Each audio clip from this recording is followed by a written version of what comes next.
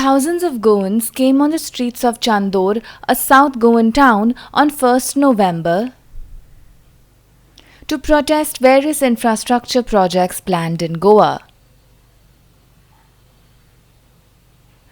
The three projects are double tracking of an old rail line from Karnataka's Hospet to Vasco in Goa,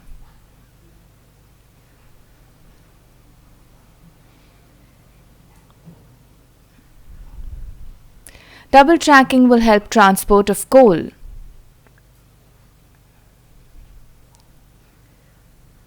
The second project is the laying down of a transmission line. The third is the 4-lane conversion of the existing NH4A highway.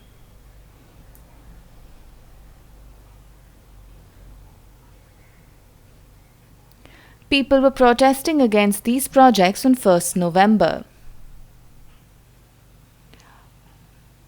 On 1st November night, the protesters gathered at the train track and sat there until dawn to protest against these projects. The protests were because environmentalists raised concerns that the projects will destruct 170 hectares of forest land with 37,000 trees will be axed.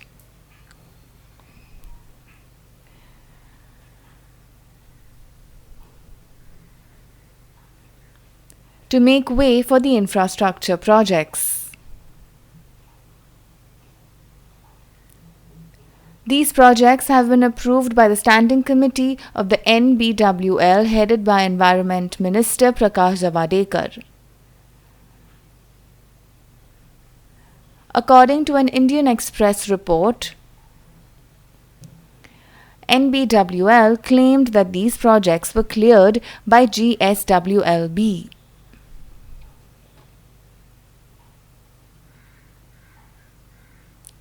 On 2nd December 2019, the GSWLB members had met Chief Minister Pramod Sawant to talk about the proposal for the projects.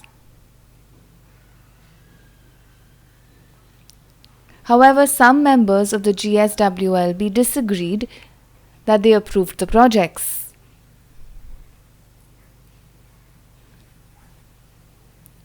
Environmentalist Rajendra Kerkar, one of the members of GSWLB, said,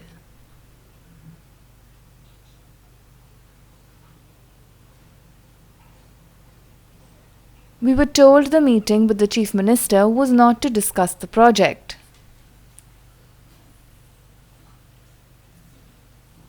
It was only for introductions and general discussions. It was not a project clearance meeting."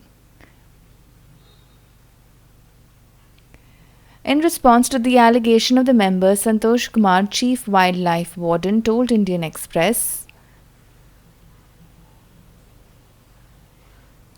"There is no provision in the law that a development project has to be done by plebiscite. It has to be done by the competent authority in Goa. There is no need to seek the approval of others."